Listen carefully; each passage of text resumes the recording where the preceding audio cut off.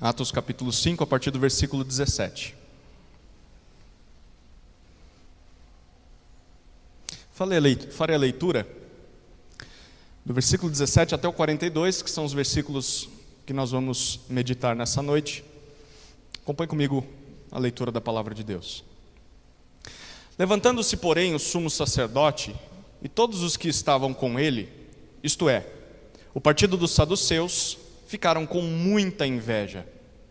Prenderam os apóstolos e os recolheram à prisão pública. Mas de noite, um anjo do Senhor abriu as portas da prisão e, levando-os para fora, lhes disse: vão ao templo e digam ao povo todas as palavras desta vida. Tendo ouvido isto, logo ao amanhecer entraram no templo e ensinavam. Quando chegaram, o sumo sacerdote e os que estavam com ele convocaram o sinédrio e todo o conselho dos anciãos do povo de Israel e mandaram buscar os apóstolos na prisão. Mas, quando os guardas chegaram lá, não os encontraram no cárcere. E, voltando, relataram, dizendo: encontramos a prisão fechada, com toda a segurança e as sentinelas nos seus postos, junto às portas. Mas, abrindo as portas, não encontramos ninguém dentro. Quando o capitão do templo e os principais sacerdotes ouviram essas informações, ficaram perplexos a respeito deles e do que viria a ser isto. Nesse momento, alguém chegou e lhes comunicou: vejam, os homens que os senhores prenderam estão no templo ensinando o povo. Então o capitão e os guardas foram e os trouxeram sem violência, porque temiam ser apedrejados pelo povo. Trouxeram os apóstolos, apresentando-os ao sinédrio. E o sumo sacerdote os interrogou, dizendo: não é verdade que ordenamos expressamente que vocês não ensinassem nesse nome? No entanto, vocês encheram Jerusalém com a doutrina de vocês e ainda querem lançar sobre nós o sangue desse homem. Versículo 29. Então Pedro e os demais apóstolos afirmaram: é mais importante obedecer a Deus do que aos homens. O Deus de nossos pais ressuscitou Jesus, a quem vocês mataram, pendurando-o no madeiro. Deus, porém, com a sua mão direita o exaltou a príncipe e salvador, a fim de conceder a Israel o arrependimento e a remissão de pecados. E nós somos testemunhas desses fatos, nós e o Espírito Santo que Deus deu aos que lhe obedecem. Eles, porém, ouvindo isso, se enfureceram e queriam matá-los. Mas, levantando-se no sinédrio um fariseu chamado Gamaliel, mestre da lei, respeitado por todo o povo, mandou que os apóstolos fossem levados para fora por um momento. Então disse ao sinédrio: israelitas, tenham cuidado com o que vão fazer a estes homens. Porque algum tempo atrás se levantou Teudas, dizendo ser alguém muito importante, ao qual se juntaram cerca de 400 homens, mas ele foi morto. E todos os que lhe obedeciam se dispersaram e foram reduzidos a nada. Depois desse, levantou-se Judas, o Galileu, que nos dias do recenseamento, e levou muitos consigo. Também este foi morto. E todos os que lhe obedeciam foram dispersos. Neste caso de agora, digo a vocês, não façam nada contra esses homens. Deixem que vão embora, porque se este plano ou esta obra vem de homens, será destruído. Mas se vem de Deus, vocês não poderão destruí-los. E correm o risco de estar lutando contra Deus. E os membros do sinédrio concordaram com Gamaliel. Então chamaram os apóstolos e os açoitaram. E ordenando-lhes que não falassem no nome de Jesus, os soltaram. E eles se retiraram do sinédrio muito alegres por terem sido considerados dignos de sofrer afrontas por esse nome. E todos os dias, no templo e de casa em casa, não cessavam de ensinar e de pregar que Jesus é o Cristo. Amém. Vamos orar mais uma vez, queridos.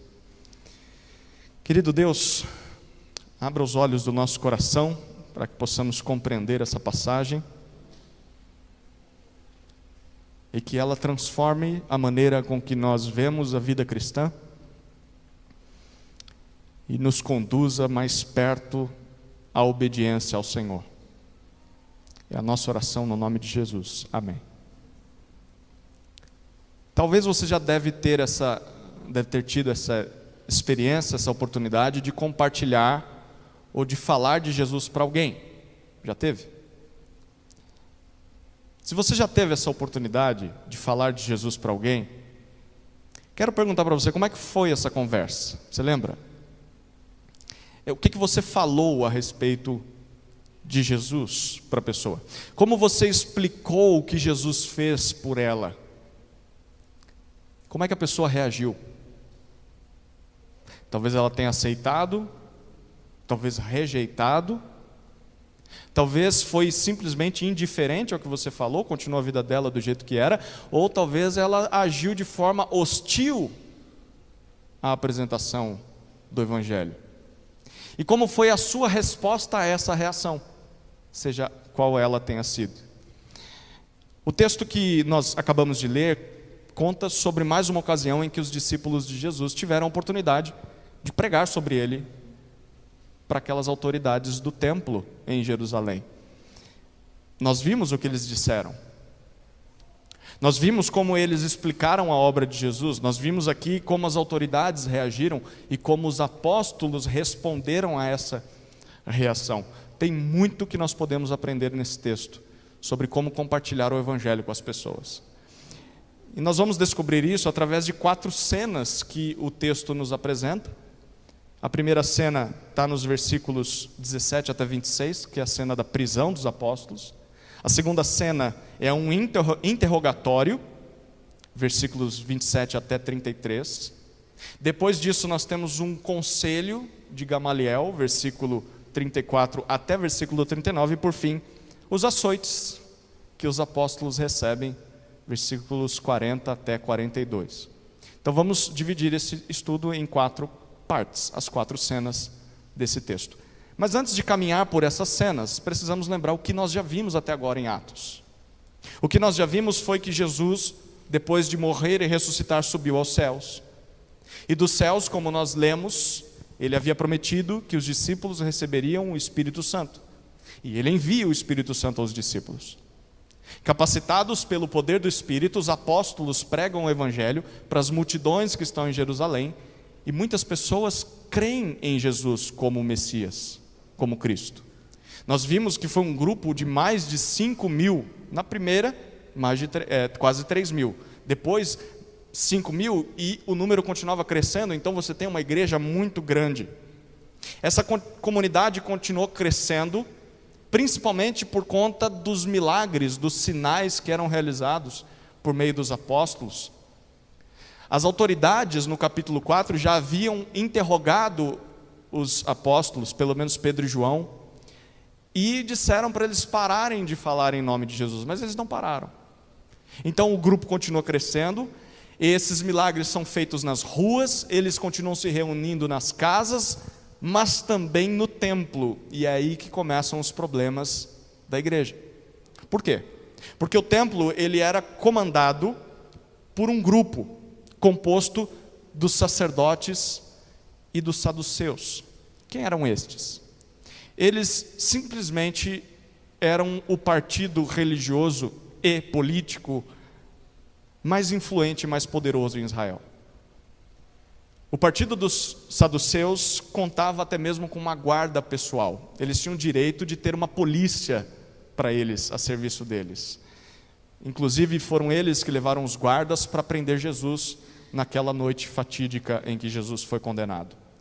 Para você ter uma ideia, os saduceus tinham o direito que foi concedido por Roma de prender pessoas, de interrogar pessoas, de açoitar pessoas e até mesmo entregá-las à morte. Claro, entrega para os romanos, é os romanos quem vão ver se essa pessoa realmente merece morrer e vão matá-la, mas eles tinham esse direito, esse poder. E é bem aí que nós vemos a primeira cena, a cena da prisão. Vamos lendo versículo a versículo e vendo o que eles nos dizem. Olha os versículos 17 e 18. Levantando-se, porém, o sumo sacerdote e todos os que estavam com ele, isto é, o partido dos saduceus, ficaram com muita inveja. Prenderam os apóstolos e os recolheram a prisão pública. Perceba que a prisão dos apóstolos tem sua origem na inveja dos líderes do templo. Essa palavrinha é bem interessante, porque ela significa ciúme. É um ardor, uma ira, para se defender aquilo que você acha que é certo. Essa palavra é traduzida também em alguns momentos em Atos como zelo. Então, sim, havia inveja, no sentido como nós a entendemos, por parte daqueles líderes. Aqueles apóstolos estavam no ambiente deles, dentro do templo, fazendo o que eles faziam. Eles ensinavam o povo seguia eles, e agora estão seguindo os apóstolos. Então sim, há uma espécie de inveja, mas em especial, o que parece que Lucas está dizendo é que também havia zelo por parte, pelo menos de alguns líderes ali. O zelo se traduz na seguinte pergunta: se os apóstolos estiverem desviando Israel dos caminhos de Deus, e se esse negócio que eles estão fazendo é uma nova heresia? Você vai lembrar que é exatamente esse zelo que vai fazer com que o apóstolo Paulo, no momento ainda Saulo, se levante contra a igreja. Ele acha que eles são hereges, e o Sinédrio também tem, esse grupo aqui que também é chamado de Sinédrio, também está movido por zelo. Pode ser inveja, pode ser preocupação daquele povo estar desencaminhando Israel dos caminhos de Deus. Então, o que nós vemos, eles estão presos. Mas aí olha o que acontece em versículos 19 até 21.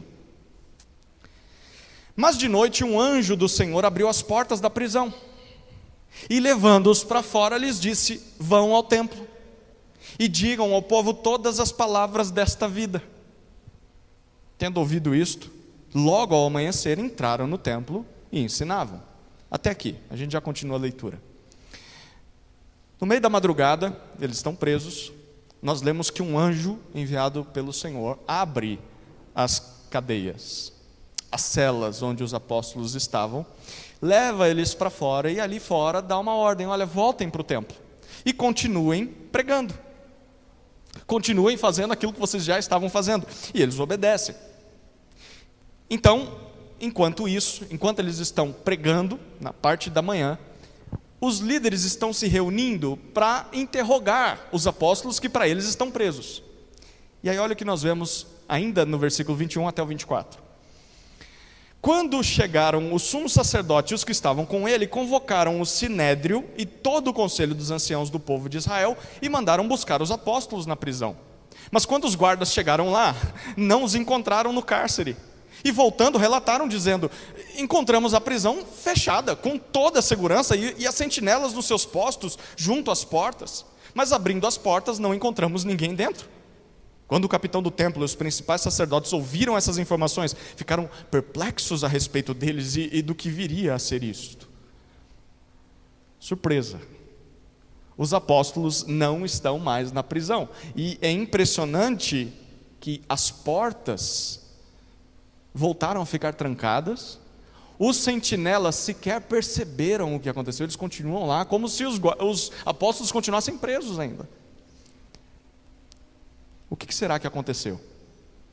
Não dá tempo de pensar, porque enquanto os líderes estão pensando sobre o que aconteceu, chega um mensageiro para eles, versículos 25 e 26. Olha o que nós lemos. Nesse momento alguém chegou e lhes comunicou: vejam, os homens que os senhores prenderam estão no templo ensinando o povo. Então o capitão e os guardas foram e os trouxeram sem violência, porque temiam ser apedrejados pelo povo. Um informante anuncia que os prisioneiros, aqueles que vocês prenderam, não estão presos, eles estão lá, no templo, ensinando. Voltaram a pregar. E agora a atitude dos líderes é um pouquinho diferente. Eles mandam os guardas prendê-los mais uma vez, só que dessa vez é melhor ir devagar. Não vamos na força. Por quê? Eles nem estão pensando que a explicação do porquê que eles saíram da prisão, mas eles estão com medo do povo, porque o povo amava eles. O povo estava dando ouvidos aos apóstolos, então eles tinham medo de serem apedrejados pelo povo se fizessem mal aos apóstolos. Então eles, com jeitinho, eu fico imaginando isso, né? Solicitam aos apóstolos, por favor, segue a gente precisa conversar com vocês. E é muito legal que os apóstolos vão com os guardas sem causar confusão, sem brigar, sem resistência. Não é necessário lutar. Eles sabem que Deus está com eles. Eles sabem que Deus pode livrá-los mais uma vez, Ele acabou de livrar. Então eles vão. E o que acontece? A gente vê daqui a pouco. Certa vez, um grande homem de Deus, lendo esse texto, disse o seguinte: no reino de Deus não há portas trancadas. No reino de Deus não há portas trancadas, não há grilhões, não há algemas, não há cadeias que consigam conter, que consigam impedir o avanço da obra de Deus. Se Deus quiser alcançar as pessoas com o Evangelho, nada ou ninguém vai impedir Deus de fazer isso. Ao longo da história nós vimos os mais cruéis governantes que tentaram evitar que a palavra de Deus fosse pregada e transformasse vidas. Eles não conseguiram, eles fracassaram. A palavra de Deus continuou sendo anunciada. E por que isso é assim? Se você voltar os seus olhos mais uma vez para o versículo 20, eu quero chamar a atenção sua para aquilo que o anjo disse a respeito do que aqueles apóstolos deveriam voltar a pregar quando voltassem para o templo. Olha o versículo 20, diz que eles deveriam dizer ao povo todas as palavras desta vida. Já pensou na mensagem cristã dessa forma? Vida. Palavras de vida. O Evangelho de Jesus concede vida. Vida verdadeira, vida plena, vida real, vida livre. Aqueles que creem em Jesus. E por que o Evangelho concede vida?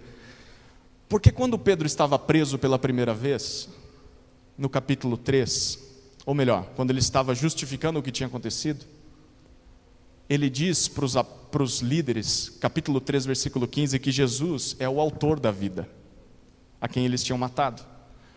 Queridos, se nós pararmos para pensar, vida é o que todos nós, seres humanos, buscamos. Todos nós queremos viver. Todos nós queremos desfrutar da mais prazerosa e satisfatória vida possível. Todos. E onde nós tentamos encontrar esse tipo de vida? Bom, nós buscamos encontrar isso nos entregando aos desejos do nosso coração. Mas você há de concordar comigo, que você já deve ter percebido isso, que essas coisas não são capazes de gerar vida. Pelo contrário, quanto mais nós nos entregamos na busca pela vida e pela felicidade, mais essas coisas geram desgosto, frustração, sofrimento, dor, prisão. Enfim, essas coisas geram morte. A vida verdadeira não está em nós mesmos, não está em nos satisfazermos nos nossos prazeres. A vida verdadeira não está em outras pessoas, porque elas são tão falhas quanto nós. Se nós achamos que elas vão nos fazer felizes, estamos enganados. Elas não vão fazer, elas vão pecar, elas vão errar. A vida verdadeira não está nas coisas que esse mundo pode oferecer. Esse mundo tem bens para oferecer, tem dinheiro para oferecer, fama, poder, mas essas coisas não trazem vida. A vida verdadeira é encontrada apenas em Jesus. Crer em Jesus faz com que nós desfrutemos de vida. Vida nova, vida verdadeira, vida de liberdade, vida de satisfação em Deus e não no pecado. Essas são as palavras que as pessoas ao nosso redor mais precisam ouvir. E é por isso que os apóstolos foram soltos, para que eles voltassem e anunciassem para as pessoas as palavras desta vida. Queridos, o que isso significa para nós de prático? Pelo menos duas coisas. A primeira é que se nós já desfrutamos dessa vida, as nossas atitudes e as nossas palavras deveriam também servir para esse mesmo propósito. As nossas atitudes e palavras deveriam servir para proclamar a vida em Jesus para esse mundo. Mostrar para as pessoas que Jesus nos deu vida e pode oferecer vida para essas pessoas também. Pergunta, será que é isso que nós temos feito com a nova vida que recebemos em Jesus? Estamos anunciando que realmente é possível viver Mas uma segunda maneira de olharmos de forma prática para esse texto é que, da mesma forma, se você talvez ainda não desfruta desse tipo de vida, talvez você está se vendo como alguém que não encontrou isso ainda, alguém preso, tentando encontrar satisfação nas coisas desse mundo.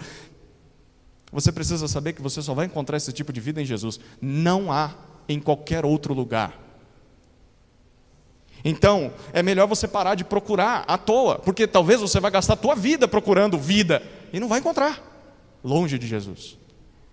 E quem sabe essa não é a noite de você parar de procurar e se render àquele que dá vida e dizer: Jesus, eu desisto e eu concordo contigo, eu quero a vida que o Senhor tem para oferecer. Você já fez isso? Precisa fazer. Essa foi a primeira cena, a cena da prisão. A segunda cena é a cena do interrogatório. Acompanhe comigo versículos 27 e 28.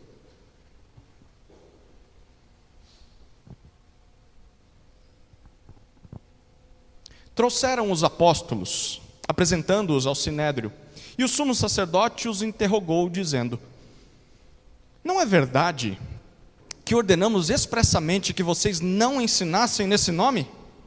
No entanto, vocês encheram Jerusalém com a doutrina de vocês e ainda querem lançar sobre nós o sangue desse homem.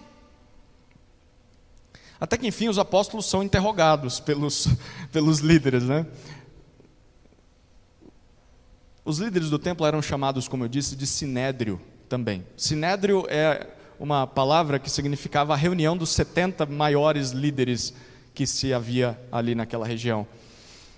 Os homens mais importantes de Israel estavam ali diante dos apóstolos, e o que eles perguntam é o seguinte: olha, vocês não tinham recebido ordens claras de que não deveriam mais ensinar nesse nome? Nós vemos essa ordem dos líderes lá no capítulo 4. Eles tinham dito isso para os apóstolos.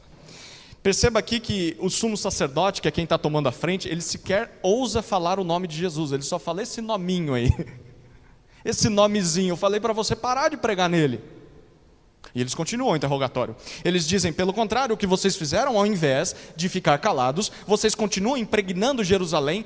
É interessante, ele diz: vocês encheram Jerusalém com essa ladainha de vocês, com essa doutrina de vocês, que é diferente daquilo que nós pregamos aqui no templo. Mas vocês não só fizeram isso, como vocês ainda querem colocar sobre nós a culpa da morte desse homem. O que esses líderes estão perguntando para os apóstolos, basicamente, é: vocês não têm medo de morrer, não? Porque nós temos o poder de matar vocês também. Bom, qualquer um teria medo de morrer. As pessoas tinham medo do sinédrio. Há pouco mais de 60 dias, esse mesmo grupo foi o grupo que na calada da noite condenou o próprio Jesus à morte. Eles entregaram Jesus aos romanos, depois de um julgamento ilícito, imoral, feito de madrugada, escondido. Então sim, eles tinham o poder de fazer o mesmo com os apóstolos. E como os apóstolos respondem? Olha o versículo 29, perdão. Então Pedro e os demais apóstolos afirmaram: é mais importante obedecer a Deus do que aos homens. É mais importante obedecer a Deus do que a vocês. A Bíblia ensina para nós que Deus planejou o mundo de uma forma que nós sempre estivéssemos debaixo de alguma autoridade humana. Isso acontece desde o momento em que você nasce. Você está debaixo dos seus pais ou dos responsáveis por você. E à medida que você vai crescendo, isso continua acontecendo. Você agora tem que se submeter aos seus professores na escola, você tem que se submeter aos seus chefes no trabalho, tem que se submeter aos policiais na rua, às leis do Estado, tem que se submeter aos governantes. E por que isso é assim? Porque através deste exercício de sujeição, em que você muitas vezes, contra a sua vontade, tem que se submeter a alguém que está acima de você, através deste exercício você aprende como nós deveríamos nos relacionar com Deus. Porque na maioria das vezes nós queremos fazer o que é contrário à vontade de Deus. Mas isso não é algo bom para nós. Porque o que é contrário à vontade de Deus é o pecado, e o pecado gera morte. Então Deus, por isso, coloca pessoas na nossa vida a quem nós devemos nos sujeitar, mesmo que nós pensemos de forma diferente a essas pessoas, para que através deste exercício nós estejamos treinando para nos submeter e nos sujeitar ao Senhor. Então, as autoridades humanas nada mais são do que uma maneira de nos lembrar de que nós temos uma autoridade divina. Nós temos alguém acima de nós, nós não somos autônomos, nós não somos donos de nós mesmos, por mais que alguns pensem que são, não somos. As autoridades humanas nos lembram que há alguém a quem nós vamos prestar contas e devemos nos submeter totalmente. Portanto, se se resistimos a nos submeter às autoridades humanas, nós vamos ter muitos problemas também a nos submeter à autoridade divina. Muito problema. Mas nem sempre as autoridades humanas cumprem o seu papel como deveriam. Talvez agora você está pensando nos seus pais, quem te criou, e você lembra, essa pessoa não fez o que deveria fazer. Ela foi além dos limites ou ela foi aquém, ela não fez o que tinha que fazer. Talvez agora você está pensando nos pastores que você já teve na sua vida, líderes que passaram, eclesiásticos, e você diz, aquilo ali não era um pastor. Talvez você está pensando em patrões que você teve e eles avançavam o sinal, faziam coisas que não podiam fazer. Talvez você está pensando em governantes que você já teve nesse Brasil, em que você diz, não dá para me submeter. Porque eles, muitas vezes, talvez tenham tido atitudes omissas, não fizeram o seu papel, ou atitudes ímpias, ultrapassaram limites, nos oprimiram, ou nos abusaram. Ou talvez podem até ter tentado e nos forçado a desobedecer a Deus. Bom, quando isso acontece, de acordo com o que Pedro está dizendo aqui e os demais apóstolos, convém desobedecer às autoridades humanas. Quando a vontade de Deus entra em conflito com a vontade das autoridades humanas, importa desobedecê-las. Mesmo que para isso nós tenhamos de desobedecer aos homens. Alguns exemplos de como isso pode acontecer: o seu pai te manda mentir, diz que eu não estou. Ou o seu patrão te manda fazer vistas grossas para aquilo que você sabe que é uma fraude. Você sabe que é um roubo, a empresa está roubando. Talvez os seus líderes ou pastores, ou até mesmo a tua igreja, negam o que a Escritura está dizendo, ou distorcem o que a Escritura diz. Talvez o seu governo te obriga a apoiar aquilo que Deus condena. O seu governo te obriga a apoiar o aborto, a imoralidade, a homossexualidade, o divórcio. Então, nesses casos, nós podemos aprender muito com Pedro e com os apóstolos. É mais importante obedecer a Deus do que aos homens. Sim, nós devemos nos submeter às autoridades humanas, mas quando elas saem do limite, vale mais fazer o que Deus manda. Mesmo que para isso nós sejamos acusados de desobediência. Aos olhos humanos seremos acusados. Mas entre ser leal a Jesus e obedecer aos homens que querem que você pare de ser leal a Jesus, escolha a primeira opção. Lógico. É por isso que Pedro continua. Versículos 30 até 32, olha o que ele diz. O Deus de nossos pais ressuscitou Jesus, a quem vocês mataram, pendurando-o no madeiro.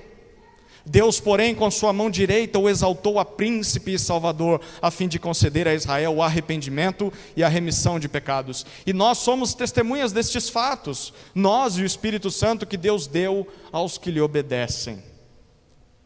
Em outras palavras, o que eles continuam dizendo é o seguinte: vocês estão nos acusando de ter atribuído a vocês indevidamente a culpa da morte de Jesus, mas foi exatamente isso que aconteceu. Nós estávamos aqui, nós vimos, vocês mataram Jesus com a ajuda dos romanos, vocês mataram aquele a quem Deus enviou a esse mundo, mas Deus o ressuscitou. E nós somos testemunhas desse fato, nós e o Espírito Santo que Ele deu para nós. E é isso que nós vamos falar para as pessoas. Quer vocês gostem, quer vocês não gostem, nós vamos continuar pregando. Que audácia, né? Como é que eles reagem? Olha o versículo 33. Eles, os líderes, porém, ouvindo isto, se enfureceram e queriam matá-los. O aperto, a carteirada que os líderes do templo deram nos apóstolos não surtiu efeito. Eles continuam determinados, eles vão continuar pregando sobre Jesus. E isso desperta ódio, raiva. Antes era inveja, agora é raiva. E agora eles querem matá-los. Interessante, a mesma mensagem que transformou milhares de judeus em Jerusalém, agora desperta raiva destes líderes. Parece muito o que acontece hoje em dia, não é? O mesmo evangelho que quebranta corações é o evangelho que endurece outros corações. Então por que às vezes nós agimos como se isso fosse novidade? Queridos, o evangelho sempre vai despertar essas duas reações. Sim, ele vai quebrar o coração de alguns e as pessoas vão se converter, mas ele vai gerar ódio em outros. Até mesmo, talvez, o desejo de calar ou de matar o mensageiro. E esse ódio virá principalmente por meio daqueles que exercem algum tipo de poder nesse mundo. Eles não querem sair dessa condição, eles querem continuar mandando. E o evangelho vai tirar eles desse posto. Sempre foi assim. Sempre será assim. Coisas como essas não deveriam nos pegar de surpresa.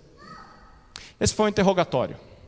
Chegamos então à terceira cena, o conselho.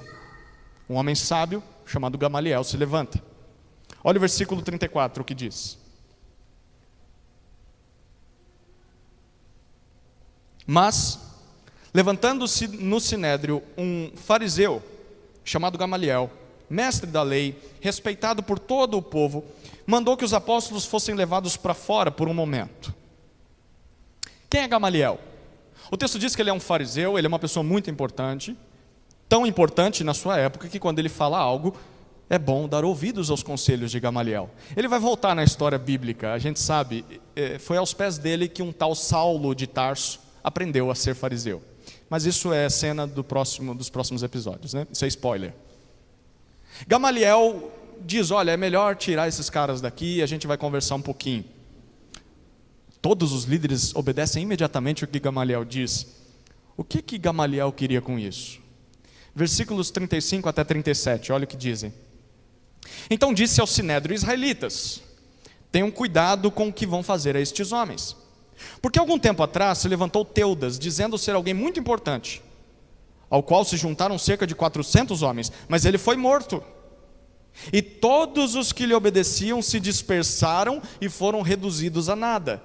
Depois desse levantou-se Judas, o galileu, nos dias do recenseamento, e levou muitos consigo. Também este foi morto, e todos os que lhe obedeciam foram dispersos. Gamaliel aqui está lembrando aqueles líderes de uma lição que eles aprenderam com dois eventos de um passado recente. Que lição é essa? Observe, ele cita dois casos de revolta, de rebelião contra as autoridades do templo. Ele cita um tal de Teudas e Judas, que era da Galileia. O que acontece aqui? Em épocas diferentes, esses homens fizeram praticamente as mesmas coisas. Eles se levantaram como líderes de um movimento de revolta para libertar o povo das garras das autoridades, sejam judaicas, sejam romanas. Esses homens também tiveram centenas de seguidores, mas os dois tiveram o mesmo fim. Os dois foram mortos pelas autoridades. E o que aconteceu com o movimento deles também foi a mesma coisa. O movimento, junto com os líderes, o movimento também morreu. Então a lição que Gamaliel está destacando aqui é a seguinte, olha, quando morre o líder do movimento contra nós que somos os líderes do templo, quando o movimento quando morre o líder, morre também o movimento. Por isso, o conselho de Gamaliel é o seguinte, nos versículos 38 e 39, olha o que ele diz. Neste caso de agora, eu digo a vocês, não façam nada contra esses homens, deixem que vão embora, porque se este plano ou esta obra vem de homens, será destruído. Mas se vem de Deus, vocês não poderão destruí-los, e correm o risco de estar lutando contra Deus. E os membros do Sinédrio concordaram com Gamaliel. O conselho de Gamaliel é o seguinte: olha, não façam nada. Deixem que esses homens saiam daqui. Nós já matamos o líder deles. Nós já matamos Jesus. Então a tendência, com base no que nós já vimos acontecendo, a tendência é que o movimento também morra com o tempo. Com o tempo essa turma vai desistir desse negócio de seguir Jesus. E se Deus não está com eles, então logo eles vão acabar. Agora, diz Gamaliel, se Deus está do lado deles, nós vamos ter problemas. Por 2 motivos. O primeiro, porque nós não vamos conseguir impedi-los. Se Deus está com eles, esquece. Segundo, nós vamos ter problemas, porque nós vamos correr o risco de estar lutando contra a obra de Deus. E ai de nós se lutarmos contra a obra de Deus. Fantástico, não? Perceba que o que Gamaliel está oferecendo para aqueles líderes é um conselho de cautela. Talvez porque Gamaliel tenha visto o que aconteceu com Jesus na calada da noite. Ele quer ser mais prudente. Gamaliel está dizendo: tenham cuidado com o que vocês fazem, porque nós podemos estar errados, e se nós estamos errados, nós vamos colher as consequências disso. O que significa que esse conselho de Gamaliel representa aqui? Alguns gostam de usar esse texto para justificar que qualquer movimento missionário, ou qualquer trabalho missionário, ou qualquer igreja, eles olham para isso e dizem assim: é melhor não duvidar. Tem uns milagres acontecendo, melhor não duvidar desse negócio, porque vai que Deus está com essa turma. Se for de Deus vai dar certo, se não for de Deus vai dar errado. Tem gente que usa esse texto para dizer isso, mas nem sempre isso acontece. Se você ler a Bíblia com atenção, você vai descobrir em várias partes que falsos mestres, hereges, enviados por Satanás, lobos em pele de cordeiros, conseguem até mesmo realizar milagres e arrebanhar multidões. E muitas vezes os movimentos desses hereges, desses falsos mestres, as igrejas que eles plantam, não terminam, não acabam, pelo contrário, até crescem. E muitos desses movimentos de hereges têm até seus próprios programas de televisão, até canais de televisão. Para quem está um pouquinho antenado sabe do que eu estou falando. Significa então, se eles estão crescendo, significa que eles estão certos? Não de acordo com a Bíblia, talvez de acordo com Gamaliel, mas não de acordo com a Bíblia. Então o conselho de Gamaliel está quase certo. Falta algo mais. Faltam 2 conclusões no conselho de Gamaliel. Primeira conclusão: sim, se algo não é de Deus, uma hora ou outra isso vai acabar. Acontece que até o final da história sempre existirá grupos hereges, sempre existirão falsas igrejas, falsas religiões que aparentemente vão prosperar, aparentemente vão crescer, vão produzir milagres e talvez vão tentar seduzir até os próprios crentes em Jesus. Mas um dia esses movimentos vão acabar. Quando Jesus voltar, todos vão acabar. Então sim, se algo não é de Deus, uma hora ou outra vai acabar. Ou acaba nessa vida, ou acaba quando Jesus voltar. Então quando nós vimos igrejas ou religiões famosas, que passam na televisão, que multidões vão em seguida, mas você sabe que a palavra de Deus não está sendo ministrada ali. Quando você vê essas coisas crescendo, esses movimentos aumentando em número de adeptos, muitas vezes por causa dos milagres dos líderes, nós não devemos concluir precipitadamente que Deus está com eles. Cuidado! Cuidado ao atribuir coisas desse tipo a Deus, porque falsos mestres estão aí para tentar nos desviar da verdade. Nós não podemos cair na deles. Olhos atentos. Nós devemos nos fundamentar no que a Bíblia diz e não no que as pessoas dizem, mesmo que o movimento seja grande, mesmo que o movimento seja forte, mesmo que o movimento seja famoso. Não significa que Deus está com eles. Essa é a primeira conclusão que deveria estar no conselho de Gamaliel. Mas a segunda conclusão que deveria estar no conselho dele é que ao mesmo tempo nós devemos olhar para o movimento que Jesus começou à luz do que Gamaliel disse, mesmo que nem Gamaliel acreditasse no que ele estava falando. Sim, Deus estava com aquele grupo de discípulos de Jesus. Gamaliel não acreditava, mas Deus estava. A igreja é o plano de Deus.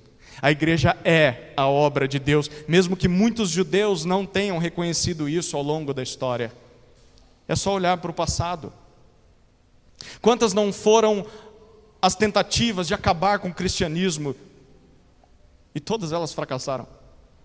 Sempre que alguém levantou as mãos contra o povo de Deus, sempre que alguém tentou acabar com a igreja de Jesus, acabou lutando contra o próprio Deus.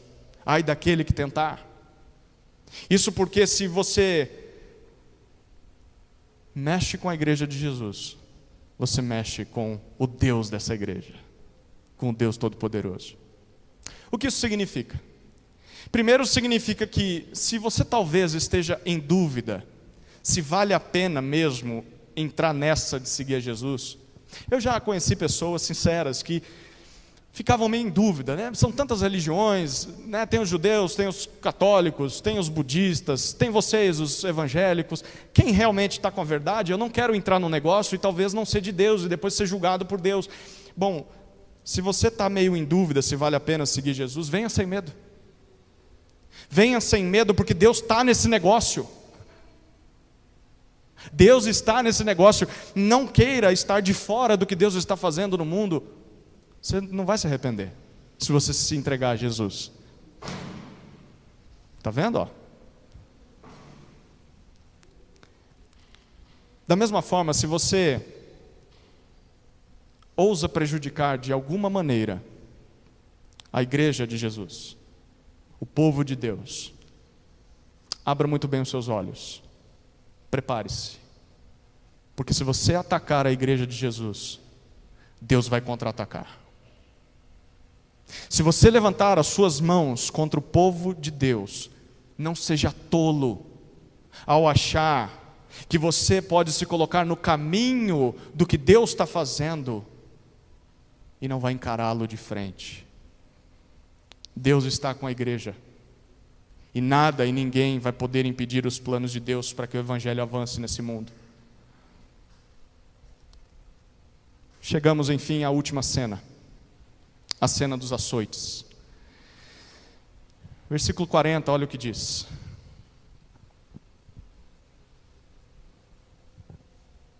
Então, chamaram os apóstolos e os açoitaram.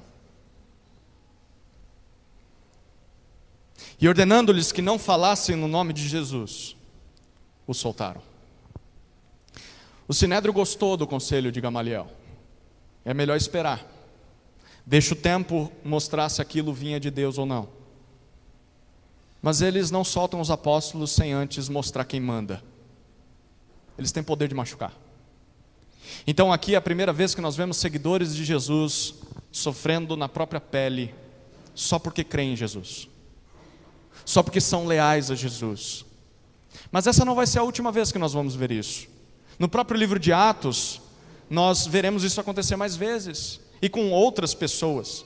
E no restante da história do mundo, o mesmo aconteceu.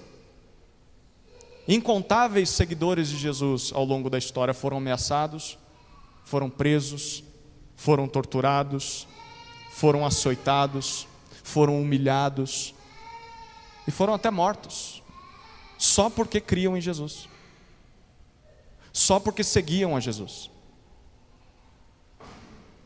Alguém foi fechar a porta lá, né? Chegou ali, o Gideão foi fechar. Obrigado, Gideão. É claro que em nome de Jesus, na história também, muitos de dentro da igreja se levantaram e fizeram isso com os descrentes também. ou com crentes de outras religiões. Aqui você tem um exemplo das cruzadas. Talvez você vai evangelizar alguém, a pessoa diga, não, mas a igreja também matou muita gente nas cruzadas. Tudo bem, mas quem fez isso não estava seguindo a Cristo. Quem sacou da espada para matar o descrente, não estava seguindo a Cristo. Estava seguindo os seus desejos por poder, por fama, por glória, mas não a Cristo. Porque o reino de Deus não avança à força da espada. O reino de Deus não avança pelo ódio. O reino de Deus conquista pessoas ao Salvador Jesus pelo amor, pela força do amor. Foi assim que Jesus venceu a morte. Foi assim que Jesus venceu o pecado. E é assim que os seguidores dele vão anunciar a mensagem dele a esse mundo. Não pela espada, mas pelo amor. Mas mesmo que a gente pregue sobre Jesus dessa forma, com amor, mesmo que a gente anuncie aquele que concede vida verdadeira aos homens, ainda assim nós podemos enfrentar represálias dos homens, como os apóstolos sofreram. E como é que nós deveríamos responder às reações negativas dos descrentes quando nós falamos de Jesus para eles? Talvez a primeira coisa que vem à mente para nós é: eu vou responder com ódio. Eu estou querendo oferecer vida para ele, ele me trata desse jeito. Talvez a resposta seria com palavras de maldição: que Deus te castigue, vai queimar no inferno, miserável. Não dá vontade de falar isso às vezes? Ou sou só eu? Talvez possamos ser levados a tentar retalhar a pessoa, vingar, ou simplesmente ficar murmurando, reclamando. Tem gente que quando anuncia o evangelho para alguém, a pessoa rejeita, essa pessoa abandona a fé. Esse negócio de Jesus não parece ter poder, não? Como é que nós deveríamos reagir quando as pessoas não querem saber do evangelho e até nos tratam mal? Bom, olha como os apóstolos responderam, versículos 41 e 42. E eles se retiraram do sinédrio muito alegres por terem sido considerados dignos de sofrer afrontas por esse nome. E todos os dias, no templo e de casa em casa, não cessavam de ensinar e de pregar que Jesus é o Cristo. Queridos, eles ficaram alegres. Por que eles ficaram alegres? Porque eles foram considerados dignos de sofrer afrontas por carregarem o nome de Jesus. Em outras palavras, para eles serem identificados com Jesus era motivo de orgulho. Mesmo que isso causasse problemas para eles, mesmo que isso causasse sofrimentos, é por isso que eles continuam fazendo aquilo que já faziam. Nem mesmo os açoites, nem mesmo as ordens, nem as ameaças foram capazes de impedir esses homens. Eles continuaram se reunindo no templo de casa em casa, e eles continuaram pregando que Jesus é o Cristo, mesmo contra a vontade daqueles líderes. Deixa eu dizer uma coisa: quando você tiver oportunidade, leia sobre os mártires cristãos. Leia sobre aqueles que morreram por causa de sua fé em Jesus. Vale muito a pena. É constrangedor, mas também é animador. Histórias como essas nos encorajam a permanecer firmes na fé, mesmo diante de ameaças e de sofrimentos. Tem um que eu gosto muito, eu li essa semana sobre ele. Ele viveu lá no 2º século depois de Cristo. O nome dele era Policarpo. Policarpo foi bispo nas igrejas da região de Esmirna, que é a atual Turquia. Policarpo foi preso simplesmente porque ele seguia Jesus. E ele foi forçado a negar a Jesus como filho de Deus. O juiz diante de Policarpo insistiu: você precisa adorar o imperador como filho de Deus e não Jesus Cristo. Então, se você se dobrar diante do imperador e cultuá-lo e negar e amaldiçoar o nome de Cristo, eu te liberto. Nada vai acontecer com você. Mas se você não fizer isso, você vai ser morto. Sabe como Policarpo respondeu? A resposta dele é fenomenal. Policarpo disse assim: eu o sirvo, está se referindo a Cristo, eu o sirvo há 86 anos, e ele nunca me fez mal algum. como eu blasfemaria ao meu rei que me salvou?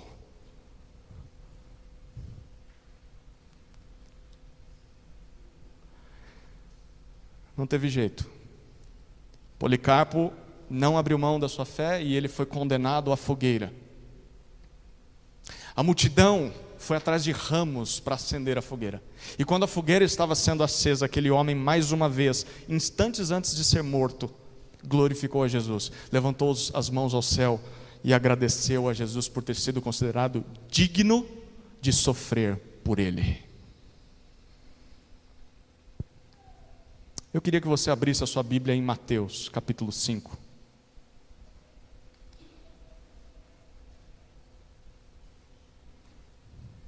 Mateus capítulo 5, versículos 10 até 12.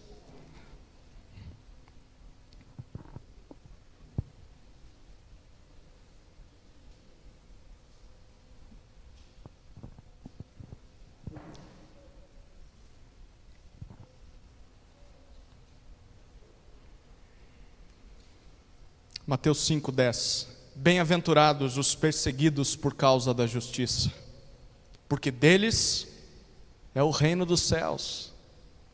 Bem-aventurados são vocês quando por minha causa, é Jesus falando, por minha causa, os insultarem e os perseguirem e mentindo disserem todo mal contra vocês. Alegrem-se e exultem, porque é grande a sua recompensa nos céus. Pois assim perseguiram os profetas que viveram antes de vocês. Na perspectiva do Evangelho, se por sermos leais ou seguirmos a Jesus, os homens nos tratarem ou nos fizerem mal, como agiram com o nosso Mestre Jesus, nós devemos nos considerar felizes. E por quê? Porque se nós cremos em Jesus, nós estamos do lado da justiça. Por crermos em Jesus, nós participamos do reino de Deus. Um dia nós vamos nos encontrar com o nosso Rei, nós vamos ver todos os profetas e crentes do passado que também sofreram. E nós vamos nos alegrar juntos. Nós vamos receber a nossa grande recompensa, porque fomos leais a Cristo nessa vida, mesmo diante das oposições. Querido irmão, querida irmã, se você tem sofrido oposição por seguir a Jesus, se você tem sofrido oposição por ser leal a Jesus, seja no seu casamento, talvez isso está acontecendo dentro da tua casa, com os teus filhos, com os teus pais. Se você está sofrendo oposição na sua família, na sua escola, na sua faculdade, no seu trabalho, na sociedade de forma geral, ouça o que Jesus está dizendo para os apóstolos. Eles entenderam o que Jesus estava dizendo. Você é feliz, você é bem-aventurado. Isso é sinal de que você faz parte do reino dos céus, e as pessoas desse mundo não entendem isso. Um dia o próprio Jesus vai enxugar dos seus olhos cada lágrima derrubada, por causa da opressão e da oposição dos homens. Nesse dia, Jesus não vai deixar você sem recompensa. Nesse dia, Jesus vai lembrar para você que as afrontas, as ameaças, as privações, os ataques deste mundo, por nós termos crido nele, Jesus vai nos lembrar que todas essas coisas valeram a pena. Vai valer a pena. Se você fizer isso, se você ver as oposições com essa perspectiva, com certeza você vai ter alegria por ser identificado como seguidor de Jesus. Agora, tem um alerta aqui, tá? Também não precisa forçar a barra. O que seria isso? Se for para ser perseguido pelos descrentes, que seja porque você é fiel ao Evangelho de Jesus, e não porque você é um chato. Se for para ser perseguido, que seja porque você é um exemplo de seguidor de Jesus no seu trabalho, na sua casa, e não um legalista. Não alguém que incomoda todo mundo onde você chega. Porque sofrer por Cristo é motivo de orgulho, mas sofrer porque nós somos crentes ranzinzas e inconvenientes deveria ser motivo de vergonha. Muitas vezes a gente sofre, não é porque estamos testemunhando de Jesus, é porque estamos sendo chato. Então, se você está sofrendo porque está sendo chato, tem que se arrepender da sua chatice. Não se aplica a você essa perseguição aqui. Enfim, vamos finalizar. Queria que você voltasse seus olhos rapidamente lá para o texto de Atos, e aí a gente fecha essa mensagem.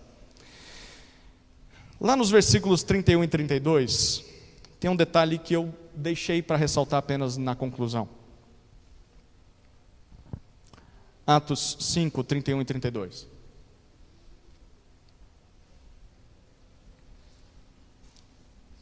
O que nós vimos nesse capítulo, nessa história de hoje? Nós vimos que nós devemos anunciar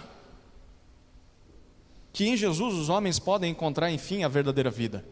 E nós devemos fazer isso mesmo que os homens digam que não. Mesmo que nós tenhamos que confrontar as autoridades. Isso porque a igreja é o plano de Deus, é a obra de Deus. Nós estamos do lado da verdade e nós devemos fazer isso mesmo que as pessoas nos coloquem em situações desconfortáveis, produzam em nós sofrimento. E por que nós deveríamos fazer isso? Por que para testemunhar de Jesus, para anunciar o Evangelho, eu deveria encarar uma situação tão difícil? Por que eu sairia do meu conforto para encarar uma coisa tão ruim, que é a oposição das pessoas, é a cara feia das pessoas? Quem gosta de ouvir um não? Por que eu vou abandonar os meus projetos, os meus sonhos, o meu conforto, para entrar nessa de ficar evangelizando, sendo que isso pode produzir coisas ruins na minha vida? Sabe por quê? Olha o que Pedro e os apóstolos falaram sobre o que Deus fez com Jesus. No versículo 31 ele diz que Deus o exaltou a príncipe e salvador. Percebe isso? Versículo 31. O que isso significa? Príncipe é a mesma palavra que é usada em Atos, em outras ocasiões, para se referir àquele que é o primeiro. Deus tornou Jesus o primeiro a experimentar o reino de Deus, a entrar no reino de Deus. E Deus tornou Jesus o Salvador dos homens. Isso significa que uma vez que Jesus entrou no reino, Jesus abriu o caminho para que os homens também chegassem lá. Então, através de Jesus, todos os homens têm a possibilidade de participar do reino de Deus e desfrutar da verdadeira vida. Mas para isso é necessário, final do versículo 31, ele diz: é necessário que haja arrependimento. Os homens precisam se arrepender. E quem se arrepende, o versículo 31 ainda diz, receberá o perdão ou a remissão dos seus pecados. E no versículo 32, Pedro está dizendo, e os apóstolos estão dizendo, que essa pessoa também vai receber o Espírito de Deus. Queridos, Deus oferece vida aos homens através do seu Espírito, e a oferta dessa vida está na pessoa de Jesus Cristo. É por isso que as pessoas precisam ouvir o Evangelho. É por isso que eu e você deveríamos sair da nossa zona de conforto e enfrentar, mesmo que haja oposição, enfrentar as pessoas e oferecer para elas a salvação. Porque essa é a única maneira que elas podem ser perdoadas. Se elas não se renderem a Jesus, elas não vão entrar no reino de Deus. Não tem um atalho, não tem uma segunda chance, não tem um outro caminho. Então, diante de tudo que nós vimos nessa noite, o que nós devemos fazer? Duas sugestões. A primeira é que nós precisamos nos certificar se nós já recebemos essa vida. Você tem que olhar para o seu coração e se perguntar: eu realmente creio em Jesus? Eu realmente já encontrei vida? Porque se isso não aconteceu, venha para Jesus nessa noite. Não espera. Pode ser a sua última noite. A segunda sugestão é que se você já encontrou essa vida em Jesus, ore. E nós vamos fazer isso agora. Ore para que Deus nos conceda a mesma ousadia, a mesma coragem que os apóstolos tiveram, de anunciar o Evangelho às pessoas mesmo diante dos perigos, mesmo diante das afrontas, e fazer isso com alegria. Com alegria. Amém? Vamos orar? Senhor Jesus, nós queremos desfrutar dessa vida. Se há alguém aqui que ainda não se rendeu a Ti, que o Teu Espírito quebre esse coração, como fez com as multidões, e que o Senhor salve essa vida.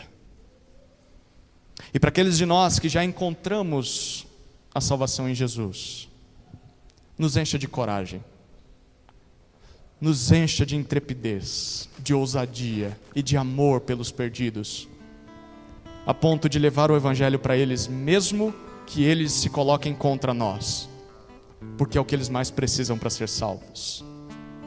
Dá-nos esse olhar de amor e misericórdia. É a nossa oração, em nome de Jesus. Amém. Amém.